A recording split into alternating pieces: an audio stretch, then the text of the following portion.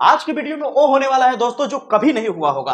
Please मुझे एक बार तो मौका दो मेरे भाई, एक बार तो वीडियो देख करके देखो पूरा। अगर आपको मजा ना आए, अगर आपको कहीं से लगे कि कम है बंदा, अगर आपको कहीं भी लगे कि इसके टॉपिक में दम नहीं है, डिटेल में नहीं समझा पा रहा है, आप वीडियो छोड़ के चले जाना, दोबारा कभी मत देखना। लेकिन प्लीज एक बार मौका दो, इस वीडियो को पूरा अंत तक देखो। तुम्हारा परसेप्शन बदल जाएगा दोस्तों, तुम्हारे सोचने का नजरिया बदल जाएगा। फिजिक्स का डेरिवेशन आप रटोगे नहीं।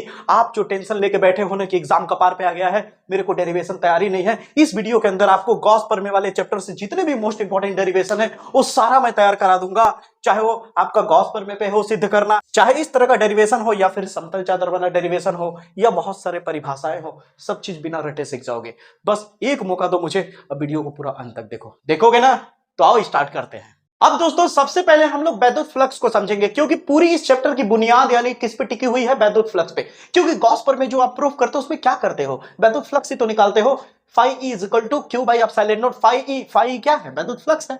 फाई क्या है? वैद्युत फ्लक्स। उसके बाद जितना समतल चादर वाला हो चाहे कोई भी, उसमें सब में वैद्युत फ्लक्स का जिक्र होता है कि नहीं? होता है कि नहीं? बिल्कुल होता है। सबसे पहले हम इलेक्ट्रिक फ्लक्स यानी वैद्युत फ्लक्स को समझेंगे, और एक झाड़ू और एक कार्ड की मदद से मैं आपको एकदम यूनिक तरीके से समझा दूंगा कि कब मैक्सिमम वैद्युत फ्लक्स होगा और कब मिनिमम वैद्युत फ्लक्स होगा। तो सबसे पहले समझो वैद्युत फ्लक्स यानी इलेक्ट्रिक फ्लक्स होता क्या है। जैसे बता रहा हूं समझना। मान लो मेरे पास कोई एक आवेश है, धन आवेश, ठीक है। और धन आवेश है तो इसकी वैद्युत बल रेखाएं किधर की तरफ होती है? इस तरह से बाहर की तरफ होती है। हाँ या ना में जवाब चाहिए। होता है कि नहीं? इस तरह से बहुत सारा फैला होता है, अनगिनत ऐसी बल रेखाएं होती हैं जिसे इलेक्ट्रिक फील्ड भी कहते हैं, आप लोग वैद्युत क्षेत्र भी कहते हो कि नहीं? इस तरह से खूब सारी रेखाएं बाहर की ओर निकली होती है। अब यहां पे क्या करना है? हमें एक काल्पनिक पृष्ठ लेना है। इसके आसपास एक, मान लो मेरे पास एक ऐसे करके काल्पनिक पृष्ठ है, ध्यान से समझना।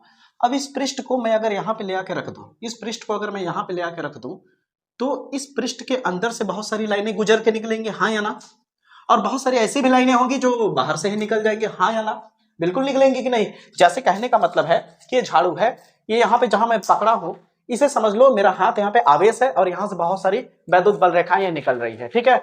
अभी मान लो मेरे पास एक पृष्ठ है, अगर मैं इस पृष्ठ को ऐसे करके रखूं तो बहुत सारी क्या होंगी? लाइनें इसके अंदर से निकलेंगी और बहुत सारी बाहर से निकल जाएंगी। तो इस काल्पनिक पृष्ठ से, ये काल्पनिक पृष्ठ है, ठीक है, इस काल्पनिक पृष्ठ से ये लाइनें कितनी गुजर के निकल रही हैं, ये कितनी संख्या में निकल रही है गुजर करके, वही उसकी संख्या क्या कहलाती है? वैद्युत फ्लक्स कहलाती है। क्या कहलाता है? वैद्युत फ्लक्स कहलाता है। कहने का मतलब क्या है समझो। ये जो वैद्युत बल रेखाएं हैं, ये वैद्युत बल रेखाएं हैं, इस काल्पनिक पृष्ठ से कितनी संख्या में गुजर रही हैं। अगर अच्छा आप सोचो, इसको मैं और अगर नजदीक ले जाता, सोचो जरा कि ये जो काल्पनिक पृष्ठ मैंने लिया है, इसको थोड़ा सा और नजदीक यहां पे ले आता तो और ज्यादा लाइनें गुजर के निकलती कि नहीं? हाँ या ना में जवाब चाहिए। इसको अगर मैं थोड़ा सा और दूर रख देता तो थोड़ी कम गुजरती और सारी बाहर से निकल जाती। तो कहने का मतलब है हमें देखना पड़ता है कि इस काल्पनिक पृष्ठ से ये इलेक्ट्रिक फील्ड लाइन जो है, वैद्युत फ्लक्स, वैद्युत बल रेखाएं जो हैं, ये कितनी संख्या में गुजर रही हैं, कितनी ज्यादा मात्रा में। इस पृष्ठ से जितनी ज्यादा रेखाएं गुजरेंगी उतना ही ज्यादा वैद्युत फ्लक्स, और इससे जितनी कम रेखाएं गुजरेंगी उतना ही वैद्युत फ्लक्स का मान कम। अब आइए इसको फील कराता हूं दोस्तों। जैसे मान लो अभी जो पूरी लाइन दिख रही है सिक की, ये क्या है? तुम्हारा वैद्युत बल रेखा है।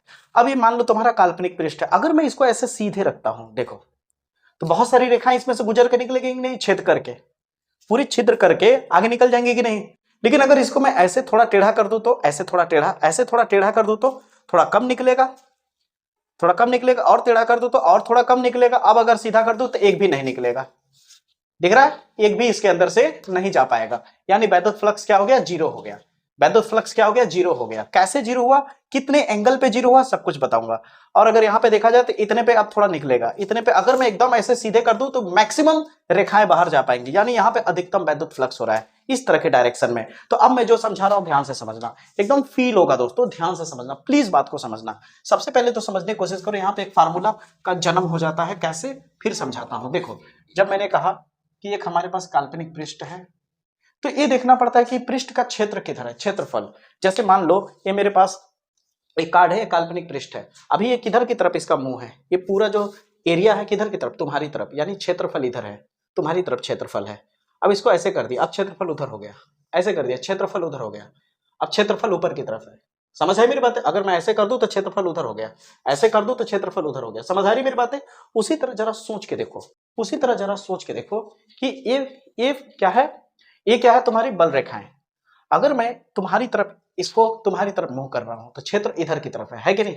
क्षेत्र किधर की तरफ? तुम्हारी तरफ। और बल रेखाएं किधर है? उधर की तरफ। बल रेखाएं इधर की तरफ, क्षेत्र तुम्हारी तरफ। देखो कितने डिग्री का एंगल बना, 90 डिग्री ना। जब एंगल 90 डिग्री का बन रहा है, जब एंगल कितना बन रहा है 90 डिग्री का, तो फ्लक्स जीरो हो जा रहा है। देखो इसके अंदर से एक भी नहीं जा पाएगा। लेकिन अगर मैं ऐसे कर दूं, ये देखो, कुछ नोटिस किए? अब देखो जब ऐसे किया तो अब इसका, इस कार्ड का क्षेत्र किधर हो गया, उधर की तरफ, उधर की तरफ क्षेत्र हो गया, हाँ या ना, ऐसे ऐसे। और ये भी किधर है, ऐसे ऐसे। तो दोनों ऐसे ऐसे हो गए, यानी वैद्युत बल रेखा भी उधर हो गया, क्षेत्रफल भी उधर हो गया। तो इसके बीच में जो कोण बना, देखो बिल्कुल गैपिंग नहीं है, ऐसे बिल्कुल गैपिंग नहीं है। इसका मतलब इसका कोण जीरो हो गया। तो 0 डिग्री पे क्या है, 0 डिग्री एंगल पे क्या है, वैद्युत फ्लक्स बहुत ज्यादा है। तो आओ इसे समझते हैं फार्मूले से। तो मैंने कहा कि एक हमारे पास काल्पनिक पृष्ठ है, इस तरह से बहुत सारी बल रेखाएं यहां से गुजर रही हैं, बहुत सारी बल रेखाएं गुजर रही है, ठीक है। और इसका जो क्षेत्रफल है, इस जो मैंने काल्पनिक पृष्ठ लिया है, मान लो इसका क्षेत्र किधर की तरफ है, इसका क्षेत्र मान लेते हैं यहाँ पे है, मान लेते हैं इसका क्षेत्र किधर की तरफ है, डी ए। वेक्टर ए का मतलब क्षेत्रफल, डी का मतलब बहुत छोटा सा क्षेत्र लिया है मैंने, बहुत छोटा सा एरिया लिया है, ठीक है। इसका क्षेत्र यहाँ पे है। अब डी का मतलब क्या होता है, सूक्ष्म चीज के लिए लगाया जाता है डी, ठीक ना। जैसे बहुत बड़ा, देखो जैसे कहने का मतलब बहुत बड़ा ये एरिया है, तो इसको मैंने ए कहा।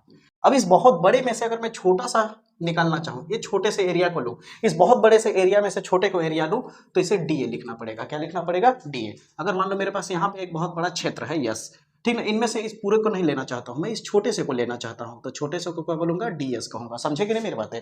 और क्षेत्रफल क्या होता है, वेक्टर क्वांटिटी होता है, इसलिए यहाँ पे क्या लगा दिया गया, वेक्टर लगा दिया गया, ठीक है। अब ये फील्ड लाइन जो है इधर की तरफ जा रही है, मान लो ये फील्ड लाइन यानी इलेक्ट्रिक फील्ड, तो इसके बीच में क्या है, एक थीटा आया कि नहीं, कोण बना कि नहीं। तो इसका एक फार्मूला हो जाता है वैद्युत फ्लक्स का, वैद्युत फ्लक्स डी फाई ई। वैद्युत फ्लक्स को फाई ई कहते हैं, फाई ई। आप कहोगे यहाँ डी क्यों लगाया आपने, डी क्योंकि हम पूरे को नहीं निकाल रहे हैं ना, एक छोटा सा एरिया लिया है मैंने, समझ आए। इस पूरे में से एक छोटे से पे जगह पे चेक कर रहा हूं क्या, वैद्युत फ्लक्स, इसलिए मैंने डी लगा दिया। तो फार्मूला क्या होता है, ध्यान से समझना है। ये जो ई वेक्टर है, डॉट प्रोडक्ट होता है किसका, डी ए वेक्टर का। यहां तक समझ आया।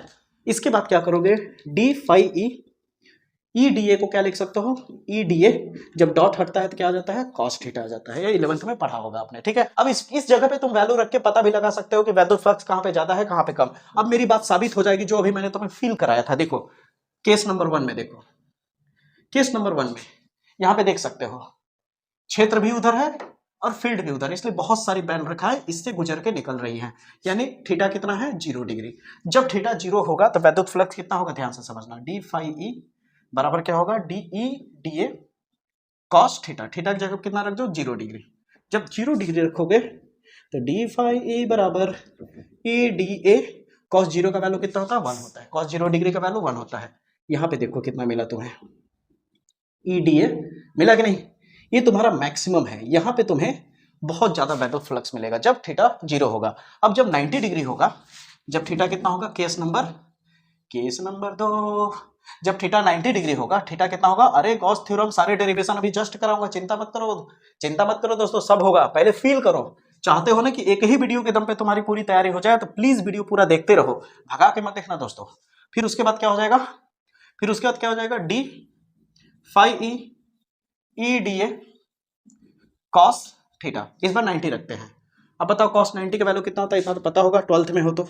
कॉस 90 का वैल्यू होता है 0। कितना होता है, 0। तो इस पूरे का वैल्यू हो गया 0। अब 0 का गुणा करोगे तो क्या हो जाएगा, आहा ओहो 0, यानी थीटा जब 90 हो जाएगा तो क्या हो जाएगा, वैद्युत फ्लक्स 0 हो जाएगा। वैद्युत फ्लक्स क्या हो जाएगा, 0। अभी साबित कराया ना, झाड़ू लेके, झाड़ू रे झाड़ू, ऐसे आ जा। ये हो गया उधर की तरफ, कुछ इधर की तरफ। और ये क्या है तुम्हारा कार्डबोर्ड, क्षेत्र किधर है, उधर की तरफ। तो देखो मैक्सिमम घुसूर के निकलेगा। अब वैद्युत क्षेत्र, ये क्या है, वैद्युत बल रेखा है उधर की तरफ, लेकिन क्षेत्र तुम्हारी तरफ। ये देखो क्षेत्र तुम्हारी तरफ, ये हो गया क्षेत्र तुम्हारी तरफ, और फील्ड उधर की तरफ। 90 डिग्री बना कि नहीं, एक भी नहीं गुजर रहा है, दिख रहा है, पार हो जा रहा है। तो जब 90 डिग्री होगा तो इसमें से एक भी रेखाएं नहीं जाएंगी, इसलिए वैद्युत फ्लक्स 0 हो जाएगा। और जब 0 डिग्री होगा तो मैक्सिमम रेखाएं निकल के गुजरेंगी, इसलिए वैद्युत फ्लक्स मैक्सिमम होगा। समझे, 0 डिग्री पे वैद्युत फ्लक्स मैक्सिमम होता है, 90 डिग्री पे वैद्युत फ्लक्स 0 होता है। इतनी बात समझ में आई कि नहीं मेरी बात? अगर दोस्तों यहां तक समझ में आ गया तो कहानी थोड़ा आगे बढ़ाते हैं। अगर मैं ये जो फार्मूला आया है, इसके दोनों तरफ समाकलन का चिन्ह लगता है कि नहीं, लेकिन मैं समझाता हूं क्यों लगता है। देखो जैसे मान लो बहुत बड़ा सा एरिया है, इस एरिया का नाम है ए, मैंने जब छोटा सा लिया तो बन गया डी ए। क्या बन गया? D A. अब किसी ने कहा ये छोटे से को क्या बड़ा फिर से बना सकते हो क्या?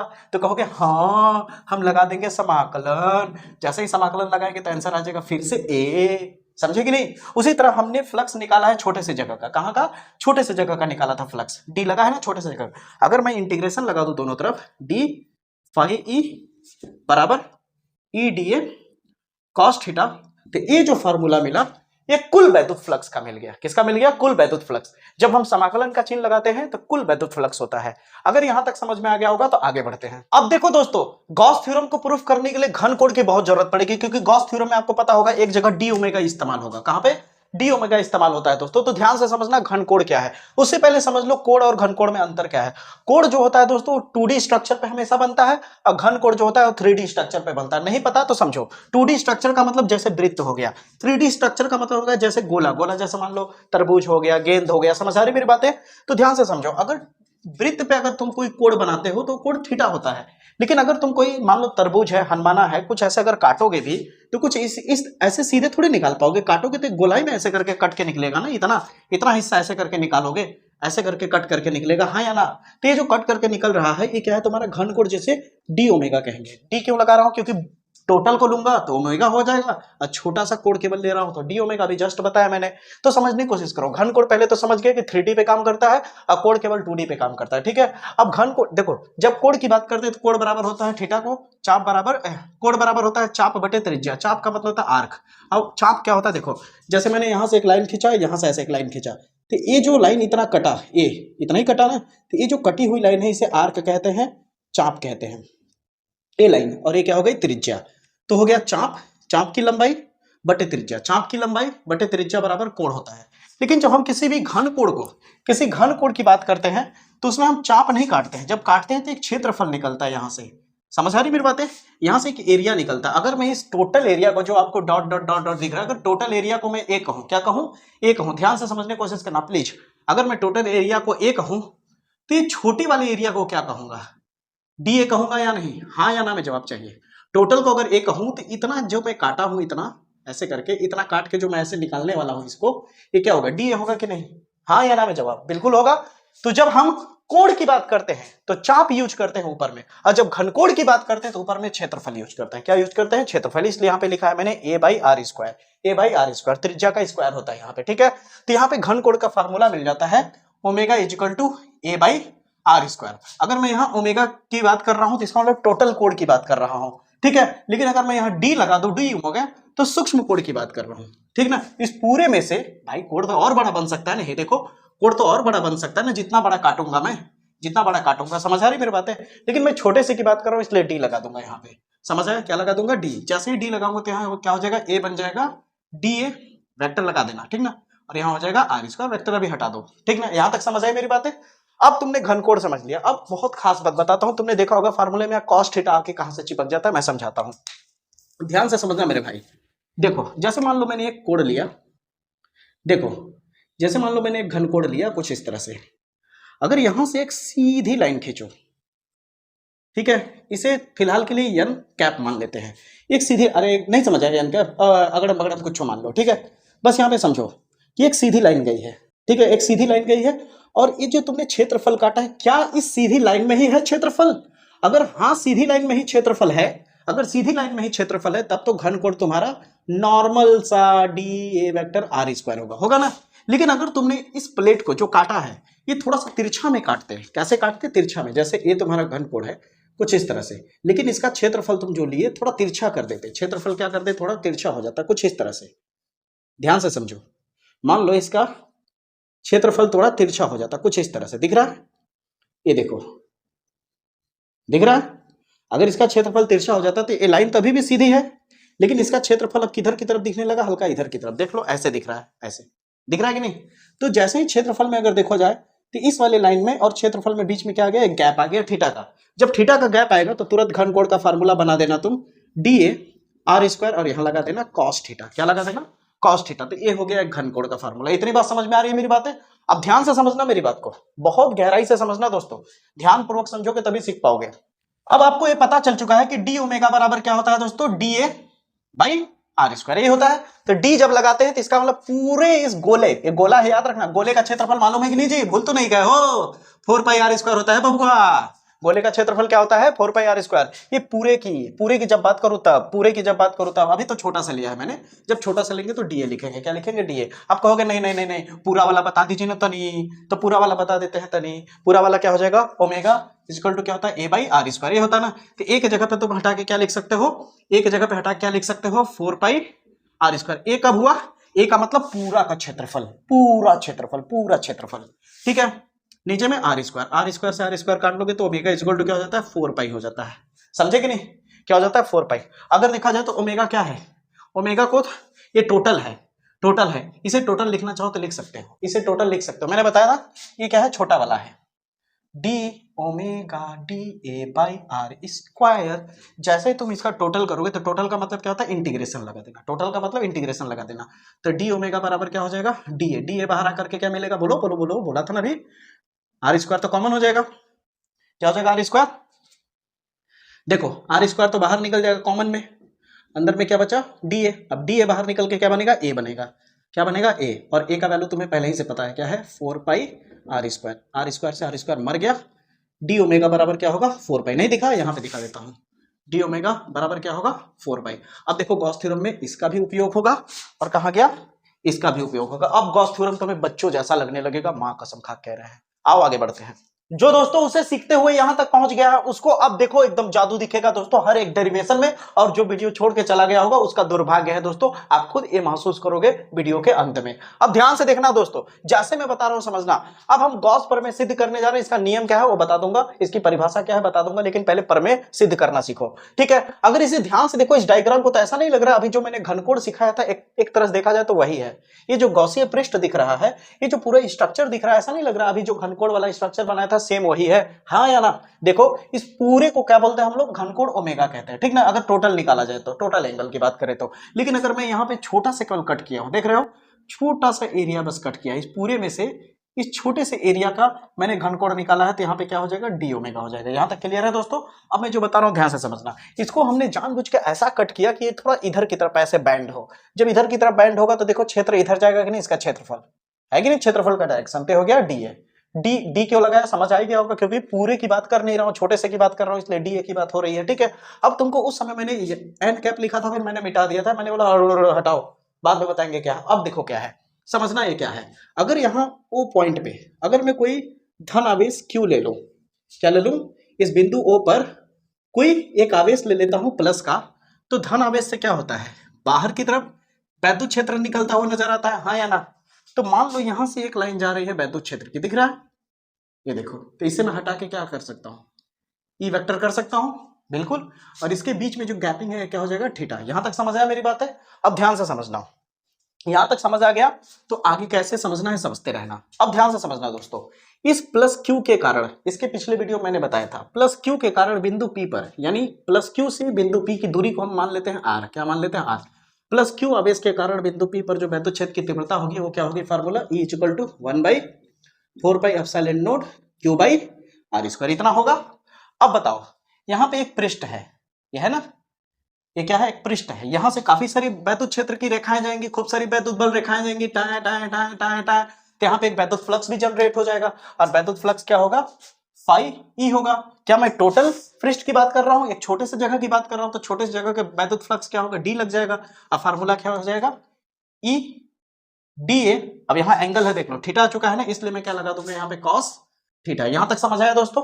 अगर यहां तक समझ आ गया तो डी फाई ई बराबर, ई का वैल्यू रख देंगे, ई बराबर कितना है, ई को हटा के ई का वैल्यू रख देंगे, ई का वैल्यू कितना है, इतना। तो ई की जगह पे क्या आ जाएगा, 1/4 pi epsilon naught Q by R square into cos theta. D phi E बराबर 1/4 पाई एप्सिलॉन नॉट, क्यू यही रहने देते हैं ऊपर में, क्यू का 1 से गुणा करोगे तो क्यू ही रहेगा। और इधर क्या है, इधर क्या है दोस्तों, ध्यान से समझना, एक चीज छूट गया मेरे से, डी ए कॉस थीटा है, ठीक है। तो यहां पे क्या हो जाएगा, क्यू इधर आ गया, D A cos theta divide के नीचे कौन है, आर स्क्वायर। कुछ याद करो, कुछ याद करो, कुछ याद करो, क्या है, याद आया कुछ? डी ओमेगा के बराबर में होता है, अभी जस्ट बताया था कि नहीं, बोला था ना फील आएगा दोस्तों। तो यहाँ पे क्या होगा, डी फाई ई बराबर क्या हो जाएगा, Q by 4 pi epsilon not. इस पूरे को हटा के मैं क्या लिख सकता हूँ, डी ओमेगा लिख सकता हूँ। ये हो गया, ये हो गया, गॉस पर में सिद्ध हो गया। आपको झूठ बोल दिए, हमें तो इतना सिद्ध करना है ना। तो क्या करेंगे, ये जो गॉस पर में हम क्या प्रूफ करते हैं, वैद्युत फ्लक्स ही ना, वैद्युत फ्लक्स ही ना, लेकिन ये छोटे से जगह का है। अगर मैं टोटल गॉसीय पृष्ठ का निकालूंगा तो कुल वैद्युत फ्लक्स क्या हो जाएगा, इसका दोनों तरफ इंटीग्रेशन लगा दूंगा। जैसे ही दोनों तरफ इंटीग्रेशन लगाऊंगा तो ये जो है ये कॉमन हो जाएगा बाहर, Q by 4 pi epsilon not common रहेगा, अंदर में क्या रहेगा, डी ओमेगा। ओहो, कुछ याद करिए, जब क्या कहते हैं घनकोण में, ये क्या है, छोटा सा घनकोण है, जब जैसे इंटीग्रेशन लगा तो कुल घनकोण हो गया। अब कुल घनकोण किसके बराबर था, याद करिए, मैंने अभी दिखाया था, आपको प्रूफ कराया था बाबू, कुछ याद करो। डी ओमेगा को क्या लिखवाया था, 4 पाई किया था कि नहीं कैलकुलेट करके, पीछे वीडियो को भगा करके आप देख सकते हो। यहाँ पे मैंने इसके जगह पे इतना लगा, ये दिख रहा है कि नहीं आप लोग को, एक बार देख लूं, दिख रहा है, दिख रहा है, दिख रहा है। तो अब क्या करेंगे हम लोग, अब क्या करेंगे, जब इंटीग्रेशन से बाहर आएगा तो डी खत्म हो जाएगा, केवल बचेगा फाई ई, और यहाँ क्या बचा, Q by 4 pi epsilon not. अब इस पूरी की जगह पे क्या लिख सकता हूं, 4 पाई से 4 पाई मर गया, कट गया, मतलब 4 पाई से 4 पाई कट गया। अब बचा क्या, फाई ई बराबर Q by epsilon not. Gauss पर में प्रूफ हुआ। मजा आया?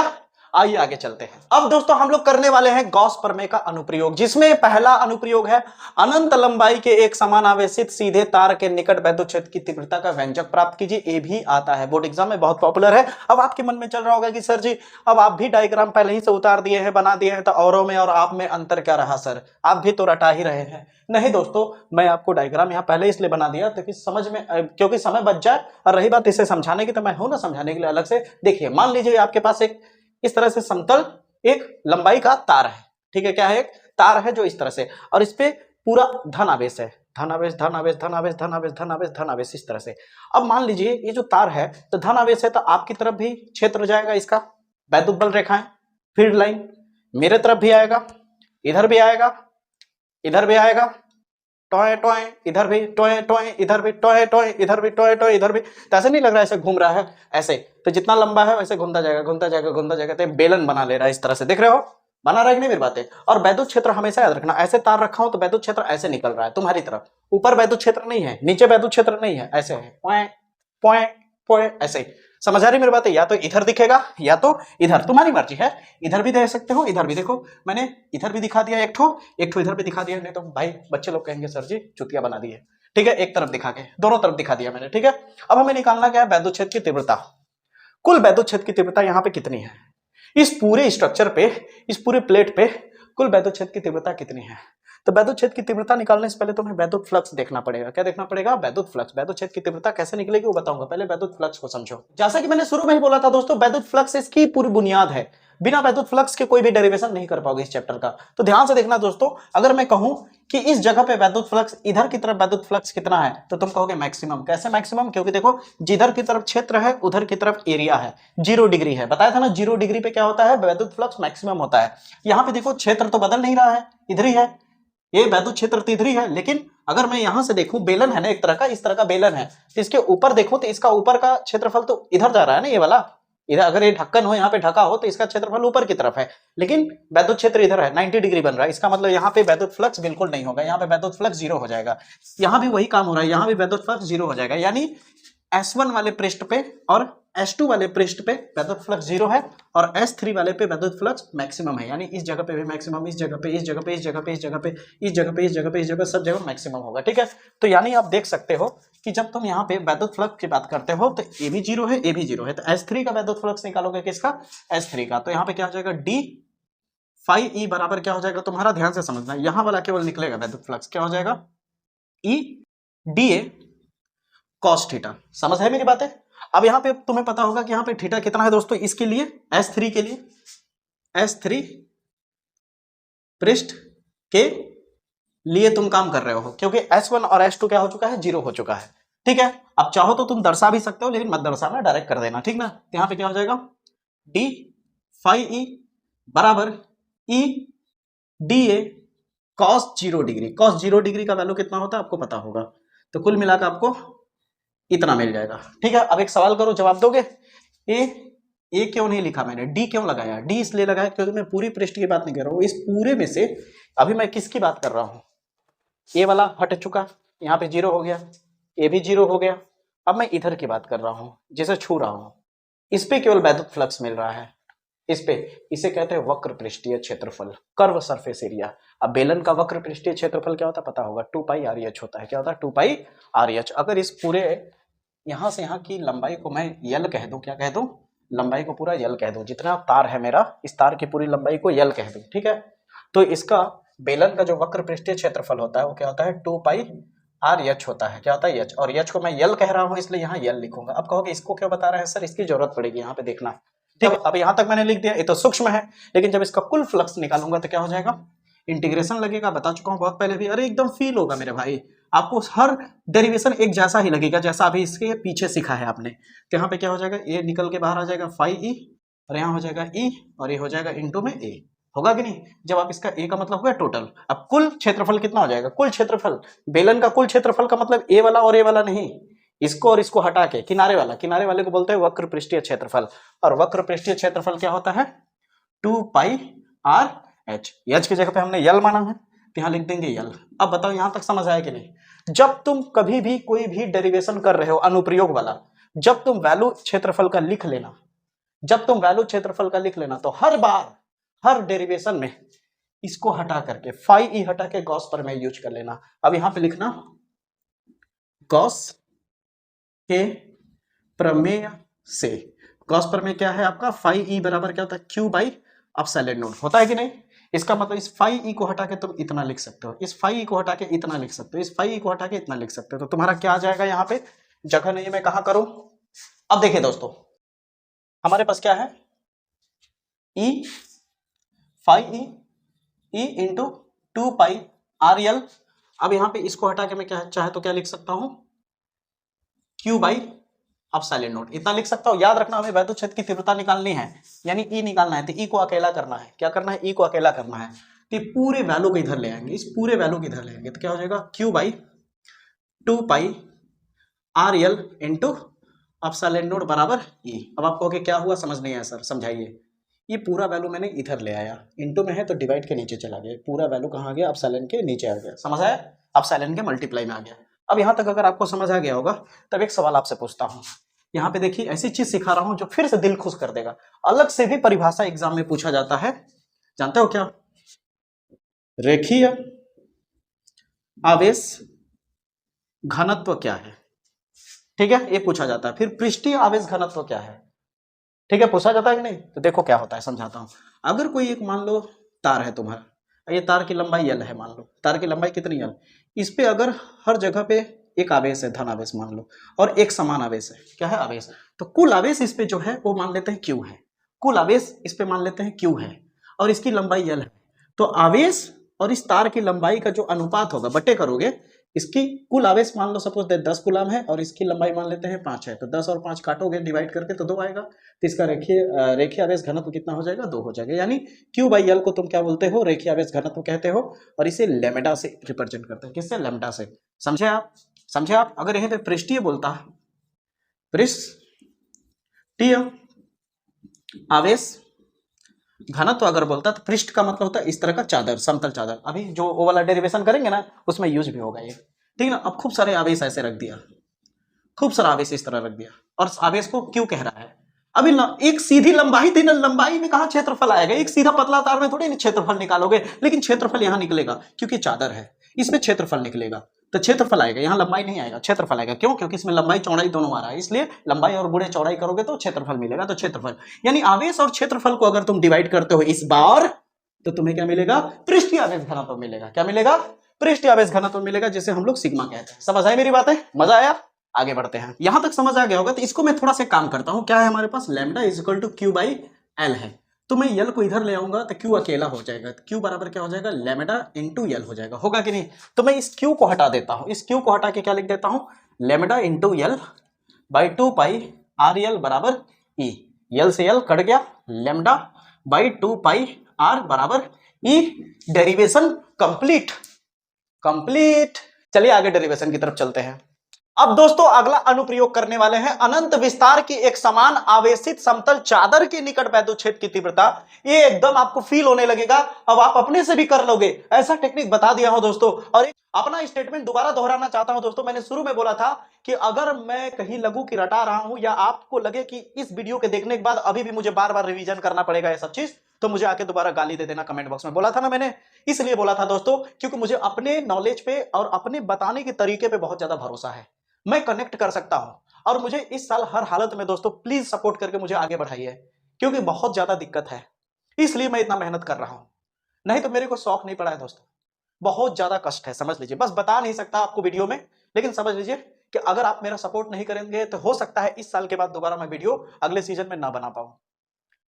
प्लीज सपोर्ट करिए ज्यादा से ज्यादा। अगर आपको लगे कि सच में मुझे आगे जाना चाहिए, मुझे आगे बढ़ना चाहिए, तो प्लीज ज्यादा से ज्यादा सपोर्ट करो और ईमानदारी से सपोर्ट करो दोस्तों। अपने दोस्तों को इकट्ठा करो, एक समूह बनाओ, एक सैलाब मचा दो, एक तूफान उठा दो कि कोई है जो हिंदी मीडियम में भी डीपली कंटेंट दे सकता है, हिंदी मीडियम में भी बेहतर तैयारी करा सकता है, हिंदी मीडियम में भी नीट और जेई लेवल के कंटेंट को प्रोवाइड करा सकता है। बस इतना ही सपोर्ट कर दो दोस्तों। मैं अपना पूरा जी जान लगाने के लिए तैयार हूं आपकी मेहनत के लिए। आपको ऐसा पढ़ाऊंगा कि 12th के बाद भी ये नॉलेज काम देगा दोस्तों आगे आपको। तभी ना देखिए, आइए शुरुआत करते हैं। अनंत विस्तार की एक समान आवेशित समतल चादर के निकट वैद्युच्छेद की तीव्रता, कॉन्सेप्ट वही रहेगा हमारा। यहां पे आप देख सकते हो मैंने एक समतल चादर लिया, इधर की तरफ मुंह दिख रहा होगा, दिख रहा है? तो क्या होगा, इसका मतलब वैद्युत क्षेत्र ऊपर या नीचे नहीं होगा, इधर या इधर होगा, इधर या इधर। तो यहाँ पे समतल चादर पर मैंने एक हिस्सा काट लिया है समझाने के लिए, ठीक है दोस्तों? ध्यान से समझते जाइएगा, क्लियर हो जाएगा। अब यहाँ पे ये कोई बेलन वगैरह नहीं यूज किया गया, बस आपको समझाने के लिए यूज किया है मैंने। यहाँ पे एक लाइन ऐसे खींच करके जो बेलन की तरह दिख रहा है, ठीक है? अब जैसे को वैसे समझना आप, ठीक है? स्टार्ट करता हूं दोस्तों, ध्यान से समझिएगा मेरे प्यारे भाइयों। अगर आप देखो तो इधर का एरिया इधर की तरफ है और वैद्युत क्षेत्र भी इधर है, यानी 0 डिग्री है। यहाँ पे मैक्सिमम वैद्युत फ्लक्स दिखेगा, यहाँ भी 0 डिग्री है इसलिए मैक्सिमम वैद्युत फ्लक्स दिखेगा। यहाँ वैद्युत क्षेत्र इधर है लेकिन एरिया इधर हो जाएगा, इसलिए यहाँ पे वैद्युत फ्लक्स 0 हो जाएगा इस बार। यानी मैक्सिमम वैद्युत फ्लक्स मुझे दो तरफ से दिख रहा है, एक इधर से और एक इधर से, इधर से और इधर से। यानी वैद्युत फ्लक्स एक जगह से नहीं बल्कि दो जगह से आ रहा है। हमें क्या मिल रहा है, डी फाई ई जो है वो 2 बार देखने को मिल रहा है। कितने बार? 2 बार। क्या हो जाएगा दोस्तों, E vector E d A cos theta लिखोगे, 2 गुणा करके लिखोगे, क्यों? क्योंकि 2 बार है, ठीक है? अब इसके बाद क्या करना है, ध्यान से समझना।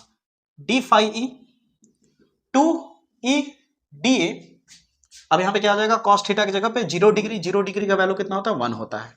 कितना होता है दोस्तों, कॉस 0 डिग्री का 1। तो यहां पे क्या हो जाएगा, डी फाई ई बराबर 2 E d A cos 0। Cos 0 का वैल्यू कितना है दोस्तों, 1, ठीक है?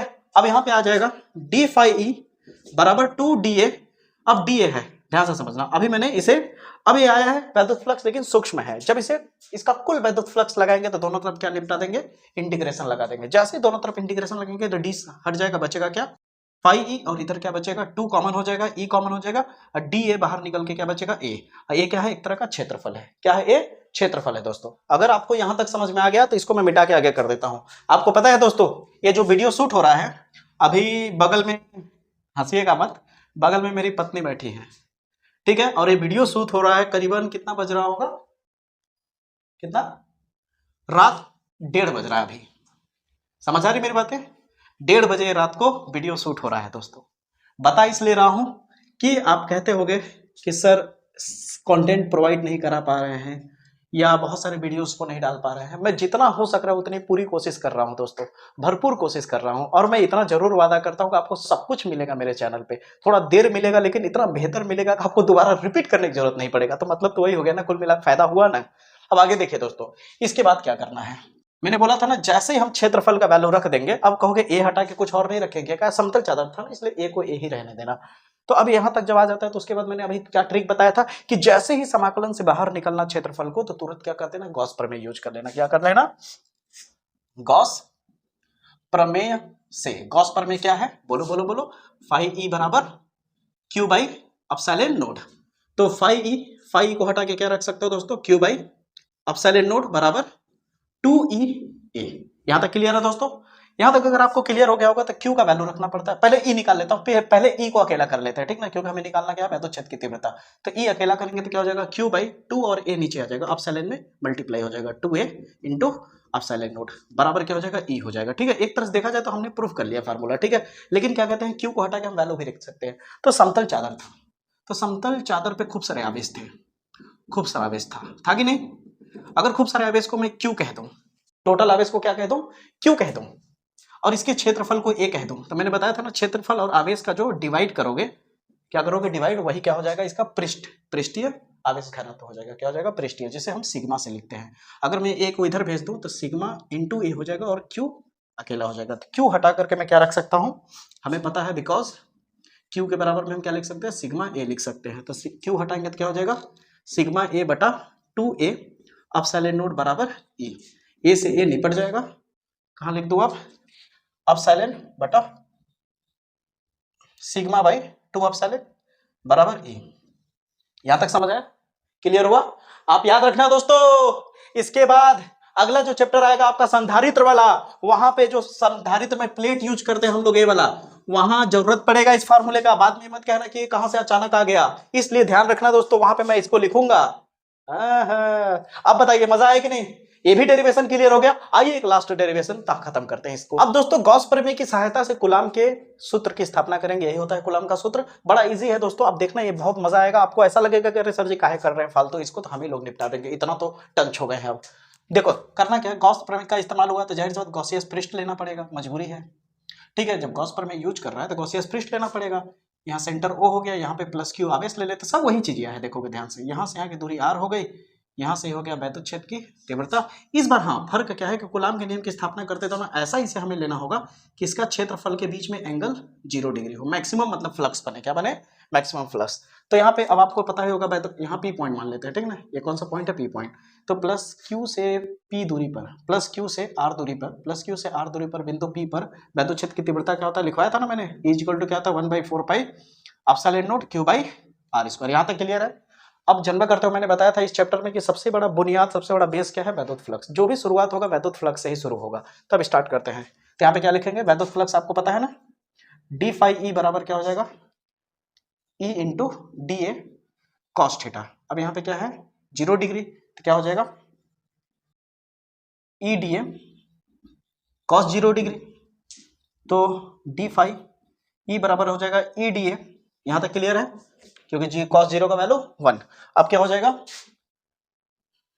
जब इसका इंटीग्रेशन करोगे कि नहीं करोगे, कर लेना यार, क्या है गुस्सा होने का, ठीक है। अब देखो बाहर निकलेगा क्या हो जाएगा, फाई ए बाहर आ गया, डी ए है क्षेत्रफल, डी का मतलब छोटा सा, और जब ये बाहर निकलेगा तो कुल हो जाएगा। तो गोले का कुल क्षेत्रफल क्या होता है, 4 pi R square, 4 pi R square, यही होता है। यहां तक क्लियर हो गया। मैंने बोला था ना, रूल याद रखना, हर जगह वही लग रहा है कि जैसे ही क्षेत्रफल का वैल्यू तुम लिखोगे तुरंत आंख मूंद के तुरंत कौन सा यूज कर लोगे, गॉस प्रमेय। क्या करोगे, गॉस प्रमेय से। गॉस प्रमेय क्या होता है, फाई ई बराबर क्यू बाई एप्सिलॉन नॉट। अब इसको हटा दो, इसको हटाओगे तो क्या हो जाएगा, Q by epsilon naught E into 4 pi R square. यहां तक क्लियर है। अब ये 4 पाई आर स्क्वायर इधर नीचे भेज दो तो क्या हो जाएगा, क्यू बटा 4 पाई एप्सिलॉन नॉट और इनटू में आर स्क्वायर। यहां तक क्लियर है। अगर यहां तक क्लियर है तो इसको मिटा दूंगा, ले लो स्क्रीनशॉट ले लो। भाई कमेंट पढ़ता हूं, आपने कहा था कि सर जी पढ़ा तो ठीक रहे हैं लेकिन स्क्रीनशॉट लेने के लिए समय छोड़ दीजिएगा। देखिए मैं छोड़ दिया समय, लव यू मेरे भाई, पढ़िए बढ़िया से। आगे चलते हैं। यहां पे क्या हो जाएगा, क्यू बटा 4 पाई एप्सिलॉन नॉट, क्यू को हटा देते हैं, यहाँ 1 कर लेते हैं और इंटू में कर लेते हैं क्यू बाई आर स्क्वायर। मतलब तो एक ही आपको पता ही होगा, क्यू को आर के नीचे रख दे रहा है, ठीक है ना, क्यू को आर के साथ रख ले रहा है, ठीक है। यहाँ तक हो गया। अब आपको याद होगा दोस्तों, मैंने पहले वीडियो में इसका जो, अगर आपने नहीं देखा होगा तो जरूर देखिएगा, बहुत ही यूनिक वीडियो है। वहां पे भी 3 मोस्ट इंपोर्टेंट डेरिवेशन कराया है, चाहे अच्छी स्थिति हो, निरक्षीय स्थिति हो, या फिर आपका एकल बिंदु आवेश के कारण वैद्युत क्षेत्र की तीव्रता हो, सब कुछ मैंने बढ़िया समझाया है, ठीक है, उसे जरूर देखिएगा। तो वहां पे वैद्युत क्षेत्र की तीव्रता मैंने सिखाया था, तो आपको याद होगा, आपको बिकॉज आपको पता होगा कि ई बराबर क्या होता है, एफ बाई क्यू नोट होता है कि नहीं, क्लियर है। अब मैं करने क्या वाला हूँ, ई को हटा के इसको रख दूंगा, ई को हटा के इसको रख दूंगा, तो क्या हो जाएगा 1/4 pi epsilon naught into Q by R square बराबर ई की जगह पे क्या रख दूंगा, एफ बटा क्यू नोट। अब क्यू नोट बटे के नीचे है तो इधर ऊपर आ जाएगा तो क्या हो जाएगा 1/4 pi epsilon note Q note बटा आर स्क्वायर बचा क्या एफ। क्लियर। मेरी वीडियो आपके दिल को छू गई होगी दोस्तों, तो प्लीज हाथ जोड़कर निवेदन है दोस्तों को प्लीज दोस्तों तक शेयर करो वीडियो को, चैनल को ज्यादा से ज्यादा अपने दोस्तों तक फैलाओ, एक तूफान खड़ा कर दो दोस्तों। प्लीज सपोर्ट करो मुझे, सपोर्ट की सख्त जरूरत है मुझे। मुलाकात होगी अगले वीडियो में, तब तक के लिए जय हिंद।